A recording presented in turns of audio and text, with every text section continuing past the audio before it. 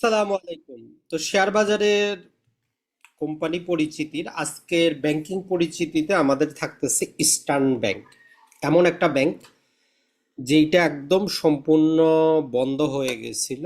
এই বন্ধ একটা ব্যাংক থেকে আজকে শীর্ষ ব্যাংকে কিভাবে পরিণত হইল, এই ব্যাংকটার ইতিহাস, আর্থিক অবস্থা, সুবিধা অসুবিধা উভয়টাই আমরা দেখার চেষ্টা করব। আর পাশাপাশি আপনি যদি 2015 সালে এই ব্যাংকটাতে 1 লক্ষ টাকার শেয়ার কিনে যদি ঘুমাইতেন, তাহলে আজকে 2025 সালে আপনার টাকাটা কত গুণ হইতো? 2 গুণ, 3 গুণ, 4 গুণ, 5 গুণ, 6 গুণ? দেখবো আজকে আমরা বিস্তারিত। তো যারাই শেয়ার বাজারে বিনিয়োগ করতে আগ্রহী তাদেরকে আমরা একটা উপদেশ দিয়ে থাকি যে আপনি যে কোম্পানির শেয়ারটা কিনতেছেন ওই কোম্পানি সম্পর্কে একটু ধারণা নিবেন, যে ব্যাংকের শেয়ার কিনতেছেন ওই ব্যাংক সম্পর্কে ধারণা নিবেন। আমাদের ধারাবাহিক ভিডিওগুলোর উদ্দেশ্য আপনাকেও সচেতন করা, শেয়ার বাজার সম্পর্কে সচেতন করা। ভিডিওটা দেখা মাত্রই শেয়ার কিনবেন না, শেয়ার কেনার একটা নির্দিষ্ট পদ্ধতি আছে, ওই পদ্ধতি অনুসরণ করে শেয়ার কিনবেন, তবেই লাভবান হবেন। আর শেয়ার সব সময় দীর্ঘমেয়াদী পরিকল্পনা করে শেয়ার কেনার চেষ্টা করবেন। এই জন্য আমরা প্রথমেই বলে দিই, হয় আপনি প্রতি মাসে এমন স্বল্প পরিমাণ টাকা বিনিয়োগ করেন যে টাকাটা আপনার দরকার নাই। চিন্তা করেন যে আপনি চা পানি নাস্তা করে এটা শেষ করে ফেলেছেন, 5,000 10,000 টাকা। অথবা আপনার ফ্যামিলি খরচ, 1 বছরের ইমার্জেন্সি ফান্ড এবং 3 বছরের মধ্যে প্রয়োজন হবে এমন টাকা বাদ দিয়ে অন্য টাকাটা শেয়ার বাজারে বিনিয়োগ করবেন। তো চলুন দেখা যাক। আজকের ভিডিওতে থাকতেছে আমাদের ইস্টার্ন ব্যাংক।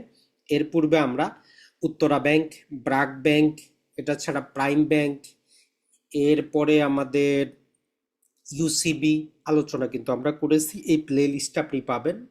আর আগামীতে কোন ব্যাংক সম্পর্কে আপনি দেখতে চান সেই ব্যাংকের নামটাও লেখার চেষ্টা করবেন, আমরা ট্রাই করব। তবে আমরা ট্রাই করি যে টপ ভালো যে ব্যাংকগুলো আছে এইগুলো সম্পর্কেই ভিডিও তৈরি করতে আমরা আগ্রহী, কারণ যে কোম্পানিগুলোই চলতেছে না এই কোম্পানিগুলার শেয়ার কিনে আপনি করবেনটা কি? তো এই জন্য সবচেয়ে বেস্ট হচ্ছে, যেমন ধরেন যে ব্রাক আছে, ইবিএল, সিটি, প্রাইম, এমটিবি, ট্রাস্ট, উত্তরা, আডাস বাংলা, যমুনা। আর এই যে আমাদের এনআরবিসি আছে, এটা মোটামুটি অতটা ভালো না। তো যাই হোক, আজকের ভিডিওতে আমরা যেই কোম্পানিটা নিয়ে আসতেছি সেটা হচ্ছে যে আমাদের ইউনাইটেড, সরি, এটা হচ্ছে যে আমাদের ইবিএল, ইস্টার্ন ব্যাংক লিমিটেড।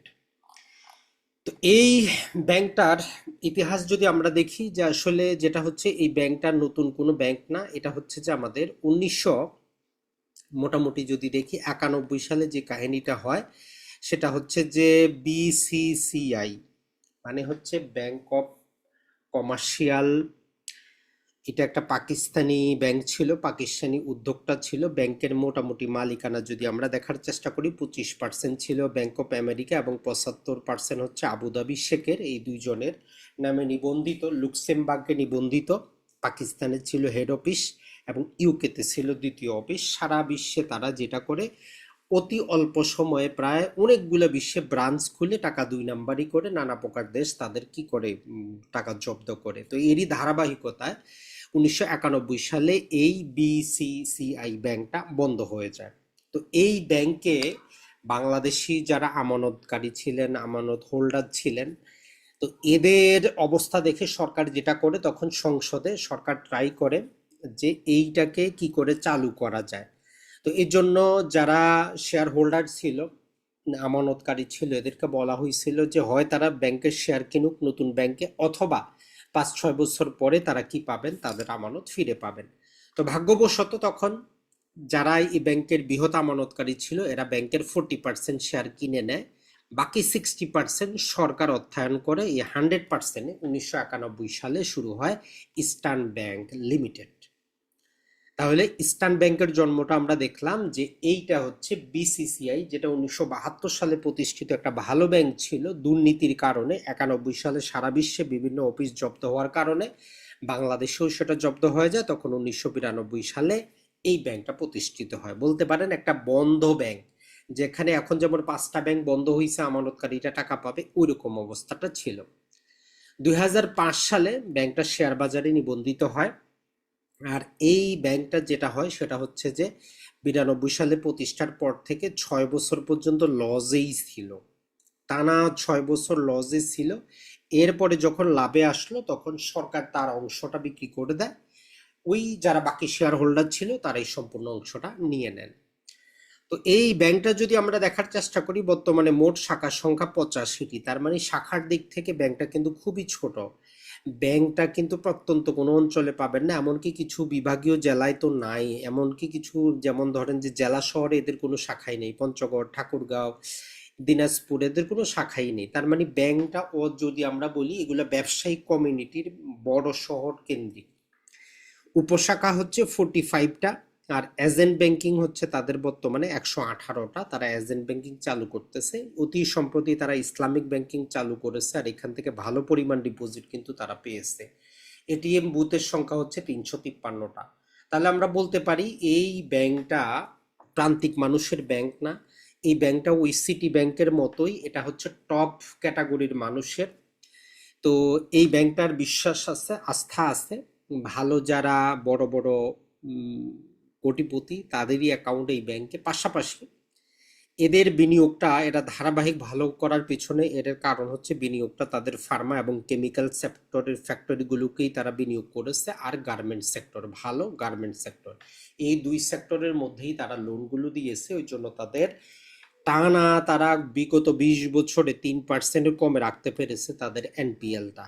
এর একটাই কারণ হচ্ছে এটা, আর এটা ছাড়া তারা ম্যানেজমেন্টটা ভালো, কারণ যেহেতু বিভিন্ন গ্রুপ মিলে কোম্পানিটা চালাচ্ছে প্রফেশনাল ব্যাংকাররা।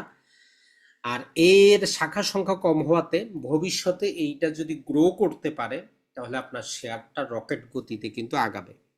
গ্রাহক সংখ্যাও অতি কম, মাত্র 7 লক্ষ গ্রাহক সংখ্যা। পূর্বে তারা কর্পোরেট লেভেলে ছিল, এখন রিটেল এবং এসএমই এবং ইসলামিক সেক্টরে তারা এসেছে। তাহলে এক কথায় বলতে পারেন এটা একটা কর্পোরেট ব্যাংক। এখন ব্যাংকটা যদি আমরা আর্থিক অবস্থাটা দেখি, যেটা আমরা বললাম গত 20 বছর ধরে সে 3%-এর নিচে অ্যাভারেজে রাখতে পেরেছে তার এনপিএল, আর এটাই বলতে পারেন ব্যাংকিং ব্যবস্থার সবচেয়ে বড় শক্তি। কারণ আপনি যেই টাকাটা লোন দিয়ে টাকা ইনকাম করবেন, যদি টাকাই ফেরত না আসে লাভটা কি?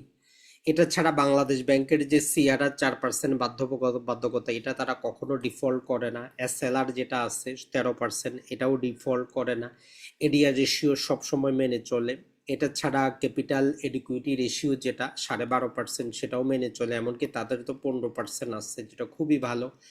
আর বর্তমানে এনপিএলটা হচ্ছে যে তাদের 2.25।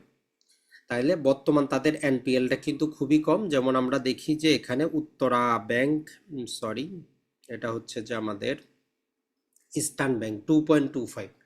5 বছরের গড় তাদের যদি রিটার্নটা দেখি 15%, ইপিএস গ্রোথও 10% আছে, dividend growth 14%, net profit margin 30%। তার মানে বলতে পারেন এইটা একটা এফিসিয়েন্স ব্যাংক, যারা পরিচালনা করে তারা খুবই দক্ষ, এবং ইসলামিক ব্যাংকিং চালু করার কারণে তাদের মুনাফাটা, ডিপোজিটটা কিন্তু ধীরে ধীরে বৃদ্ধি পাচ্ছে। এখন আমরা তাদের প্রথম আলোতে প্রকাশিত ইসলামিক যে ইস্টার্ন ব্যাংকের অবস্থাটা যদি দেখি, তাদের গ্রাহক সংখ্যা 7 লাখ, উপশাখা হচ্ছে 45 এবং 85টা হচ্ছে শাখা, আর এটাই বাস্তবতা। এখন যদি আমরা তাদের সাল হিসাবে, তারা 92 থেকে আমানত গুলা যদি আপনি দেখার চেষ্টা করেন, প্রতি 5 বছর পর পর তারা দিয়েছে। এখানে দেখলে আপনি বুঝতে পারবেন যে ব্যাংকটা কিভাবে ঘুরে দাঁড়িয়েছে, একটা বন্ধ ব্যাংক থেকে তারা কিভাবে টপে গিয়েছে। তো তাদের প্রাথমিক অবস্থার পর থেকে যদি আমরা দেখার চেষ্টা করি, দেখবেন যে তাদের খেলাফি ঋণ কিন্তু নাই, আর মুনাফাটা কিন্তু তাদের বাড়তেইছে। তো যখনই কোনো কোম্পানির প্রকৃত আয় বৃদ্ধি পাবে, তার ওইটা কিন্তু তার শেয়ার প্রাইসে কি পাবে, প্রকাশিত হবে, যেটা আমরা একটু পরে দেখার চেষ্টা করব। এখন আসেন তাদের গুরুত্বপূর্ণ কিছু রেশিও নিয়ে আলোচনা করি। সেটা হচ্ছে যে যেখানে বলে যে আরওএ, ব্যাংকিং সেক্টরের যদি কোনো শেয়ার আপনি যাচাই করতে চান, আরওএ মানে return on asset, total asset যদি 1% পর্যন্ত ইনকাম করতে পারে, ওইটা টপ কোয়ালিটির ব্যাংক বলতে পারেন। তো তাদের 1%-এর অনেক উপরে, 2023-এ ছিল 1.27, 2024-এ 1.34, আশা করতেছি 2025-এ এটা 1.4 পর্যন্ত যাবে। আর প্রকৃত রিটার্ন যেটা, সেটা 2024-এ ছিল দেখেন যে 18%-এর উপরে, 23-এ ছিল 16%, আর 25-এ আমরা আশা করতেছি যে এটা চলে যাবে প্রায় 20-এর উপরে। ইপিএসটাও দেখেন 2023-এ ছিল 4.5, 2024-এ প্রায় 5.5, আর 2025-এ আমরা আরো বেশি আশা করতেছি।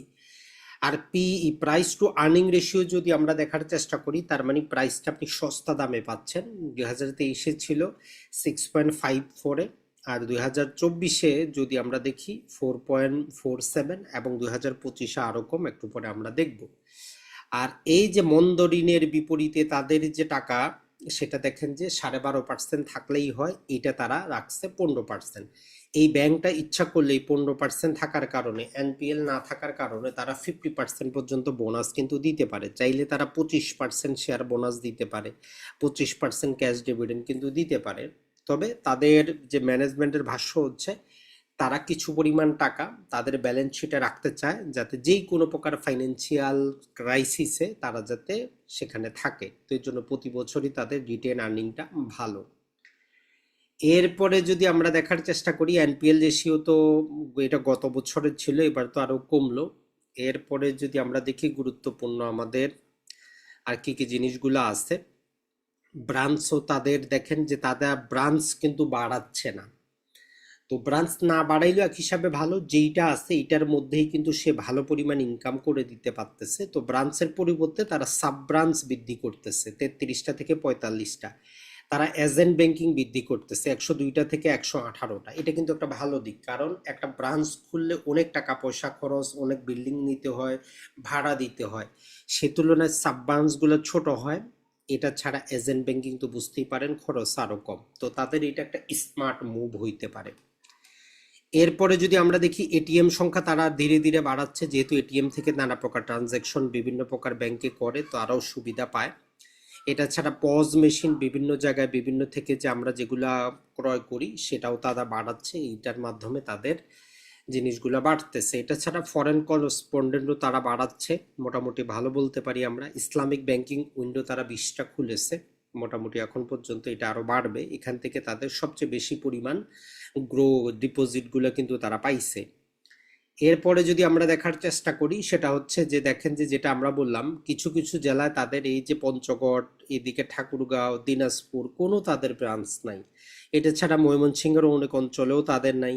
এটা ছাড়া পার্বত্য চট্টগ্রামের দিকেও দেখেন তাদের নাই।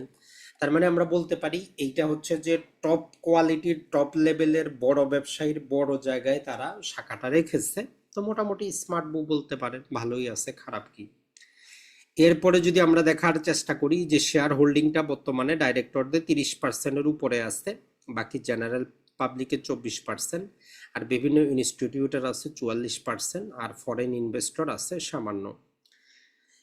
এই ব্যাংকটা যদি আমরা দেখি, এদের ব্যাংক আছে, ব্যাংকের পাশাপাশি সাবসিডারি দেওয়া আছে, মোটামুটি 4টা তাদের সাবসিডারি আছে। একটা হচ্ছে তাদের ব্রোকারেজ হাউস, ইবিএল এর সিকিউরিটি আছে। ব্রোকারেজ হাউস শেয়ার বাজারে আপনি চাইলে এইটার মধ্যে বিও অ্যাকাউন্ট করে শেয়ার লেনদেন করতে পারেন। ইবিএল ইনভেস্টমেন্ট আছে, মার্চেন্ট ব্যাংকিং আছে। এটা ছাড়া যদি ইবিএল অ্যাসেট ম্যানেজমেন্ট আছে। এটা ছাড়া তারা যেটা করেছে, ইবিএল ফাইন্যান্স যারা যেটা করেছে, সেটা হচ্ছে যে দেশের বাইরে হংকংয়ে তারা যে কাজটা করেছে, যে মানি এক্সচেঞ্জ চালু করেছে, যেটা তাদের জন্য একটা লাভজনক। এরপরে মোটামুটি যদি আমরা দেখার চেষ্টা করি গুরুত্বপূর্ণ আর যে জিনিসগুলো আছে, এনপিএল রেশিওটাও এখানে 2020-এ যদি আমরা দেখি, ব্যাংকিং সেক্টরে ছিল 7.5-এর উপরে, তাদের ছিল 2। 2021-এ তাদের ছিল 3.5-এর মতো, ব্যাংকিং সেক্টরেও 7.5-এর উপরে, প্রায় 8-এর কাছাকাছি। তো ওভারঅল সব জায়গায় দেখেন যে 2024-এ যেখানে 20% চলে এসেছিল, তাদের প্রায় 3.5%-এর নিচে। কারণ এনপিএল সবচেয়ে গুরুত্বপূর্ণ হচ্ছে, এনপিএল আর আরওই, এই দুটা যদি ঠিক থাকে, ব্যাংক এমনি কিন্তু ঠিক থাকবে, এটা কিন্তু মনে রাখবেন। তাইলে তাদের সাবসিডারিগুলো আমরা অলরেডি আলোচনা করে ফেলছি। ব্রোকারেজ হাউস আছে, ইনভেস্টমেন্ট লিমিটেড আছে, তাদের ইবিএল ফাইন্যান্স তারা হংকংয়ে তৈরি করেছে। এটা ছাড়া ইবিএল অ্যাসেট ম্যানেজমেন্ট আছে। এখন আমরা দেখার চেষ্টা করি, যদি 2015 সালে আপনি এদের 1 লক্ষ টাকার শেয়ার কিনতেন, তাহলে আপনি এখন কত টাকা হইতো। দেখেন 2015 সালে এর প্রাইস ছিল 10 টাকা 6 পয়সা। আপনি যদি কি করতেন, 1 লক্ষ টাকা ইনভেস্ট করতেন, 9433টার মতো শেয়ার পাইতেন। তো 15 সালে তারা 20% ক্যাশ দিচ্ছে, 15% দিচ্ছে তারা শেয়ার বোনাস। তো সেই অনুযায়ী যদি আমরা হিসাব করি, ধারাবাহিকভাবে তারা কিন্তু ভালো পরিমাণে কি করছে, তারা শেয়ার বোনাস কিন্তু দিচ্ছে এবং ক্যাশ ডিভিডেন্ডও দিচ্ছে। তো 2025-এরটা এখনো আসা নেই, 24 পর্যন্ত আপনি প্রায় 2 লক্ষ প্রায় 25,000 টাকার মতো জাস্ট আমরা একটু দেখার চেষ্টা করি। 24,6 আপনার টোটাল শেয়ার থাকতো 24,629টা। তাইলে আপনি এখন 24,629টা শেয়ারের মালিক হইতেন। আর পাশাপাশি আজকের শেয়ারের মূল্য হচ্ছে 27 টাকা 4 পয়সা। তো সেই হিসাবে বলতে পারি যে 6,74,000 টাকা শুধু শেয়ারটা নিলাম। তাইলে আপনি চিন্তা করে দেখেন, মাত্র সময় হচ্ছে কত, মোটামুটি 10 বছর। আপনার 1 লক্ষ টাকা হিসাব করলে আপনি কত গুণ হইল, 6 গুণ কিন্তু হয়ে গেল। পাশাপাশি আপনি 22,000 টাকার মতো টোটাল ক্যাশ ডিভিডেন্ডও কিন্তু পেয়েছেন। তার মানে টোটাল ওভারঅল হিসাব করলে প্রায় 7 লক্ষ টাকা। তাইলে 1 লাখ টাকা 10 বছরে 7 লাখ টাকা হওয়া, তাইলে চিন্তাটা করে দেখেন আগামী 10 বছর যদি থাকেন তাইলে তো আপনি ওই যে কম্পাউন্ডিং ইফেক্ট আমরা যেটা বলি, তাইলে সেটা আপনি তখনই পাবেন যখন 5, 10, 15 বছর কোনো একটা ব্যাংকের সাথে আপনি জড়িত থাকবেন। তো এদের শেয়ার বোনাসটা কিন্তু ভালো পরিমাণ তারা দিয়েছে। দেখেন 2024-এ 17.5% দিয়েছে, বোনাসও 17.5 দিয়েছে। এটা ছাড়া 2023-এও তারা করেছে 12.5, 12.5, 12.5। 2020-এও তারা 17.5% দিয়েছে, 19-এ 15% দিয়েছে, 20-এ 20% দিয়েছে। তার মানে বলতে পারি যে আমরা ওভারঅল একটা ভালো ব্যাংক আমরা দেখতে পারলাম। এখন যারা শেয়ার বাজারে বিনিয়োগ করতে চান, যারা জানতে চান যে ভাই কোন ব্যাংকটার শেয়ার কিনবো, আমরা এর আগেও বলে দিয়েছি যে আপনি একটা কাজ করতে পারেন, টপ 8টা ব্যাংকের মধ্যে আপনি 8 লক্ষ টাকা বিনিয়োগ করে ঘুমাইতে পারেন। যদি আপনার কাছে টাকা পয়সা থাকে, আপনার রিস্ক ম্যানেজমেন্টও হয়ে যাবে। আর ওই 8টাতে আমরা কেন বলতেছি যে 8টা আমরা বিগত তাদের 5-10 বছরের ইতিহাস যাচাই করে, আমরা এর আগে বিভিন্ন একটা ওয়েবসাইটও আপনাদের সম্ভবত দিয়েছিলাম যেখান থেকে আপনারা যাচাই করতে পারেন। যেমন ধরেন যে এখানে আমাদের কয়টা ব্যাংক আছে, মোটামুটি 10টা ব্যাংক আছে। তো এই 10টা ব্যাংক থেকে আমরা কিছু ব্যাংক বাদ দিতে পারি, যেমন আমাদের অনুযায়ী আমরা কিছু ব্যাংক বাদ দিতে পারি। এটা ছাড়া আমরা চাইলে এটা বর্তমানে ইপিএস গ্রোথ দিয়ে কিছু বাদ দিতে পারি। ইপিএস গ্রোথ লাগবে যে গত 3 বছরে ইপিএস গ্রোথ আছে, এই মাইনাসে গেছে, ওই ব্যাংকটা আমরা বাদ দিলে 8টা ব্যাংক কিন্তু আমরা পেয়ে যাব। তো এখানে ইপিএস যদি আমরা দেখার চেষ্টা করি, দেখেন অনেকগুলাই কিন্তু মাইনাসে আছে।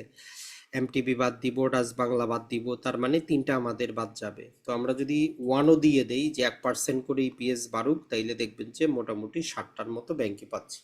BRAC, City, EBL, Uttara, Jamuna, Trust এবং প্রাইম। তো এই কয়টা ব্যাংকে আপনি চাইলে 1 লক্ষ টাকা করে বিনিয়োগ করে ঘুমাইতে পারেন, কোনো টেনশন নাই। এটা ছাড়া আমরা অলরেডি লিস্ট দিয়ে দিয়েছি। আর পাশাপাশি যারা আরো জেনে শুনে বুঝে বিনিয়োগ করতে চান, তাদের জন্য আমাদের রেকর্ডেড যে ভিডিওগুলো আছে সেগুলো আপনারা নিয়ে উপকৃত কিন্তু হইতে পারেন। মনে রাখবেন, আপনি 10, 20, 25 লক্ষ টাকা বিনিয়োগ করবেন, সারা জীবন আনন্দ ভোগ করবেন, এটার জন্য আপনার নিজের প্রতি ইনভেস্ট করেন। প্রয়োজনে কিছু শেয়ার বিষয়ক বই কিনেন, নিজে একটু পড়ার চেষ্টা করেন, ইউটিউবে ভিডিও দেখেন, কোথাও কোর্স করেন, চাইলে আমাদের ভিডিওগুলো নেন। কারণ এইটা এমন একটা জিনিস যেটা আপনার বয়স 60-70 বছর হইলেও আপনি যদি একটু জানতে পারেন, বুঝতে পারেন, আপনি কিন্তু এখানে শান্তিপূর্ণভাবে ভালো পরিমাণ বিনিয়োগ করে উপকৃত হতে পারবেন। আসসালামু আলাইকুম, ভালো থাকবেন, সুস্থ থাকবেন। আর এই প্লে লিস্টে আমরা ভিডিওগুলো দিয়ে দেওয়া আছে। এটা ছাড়া অন্য কোন ব্যাংকে আপনি চান সেটাও জানাবেন, আমরা ট্রাই করবো। আসসালামু আলাইকুম।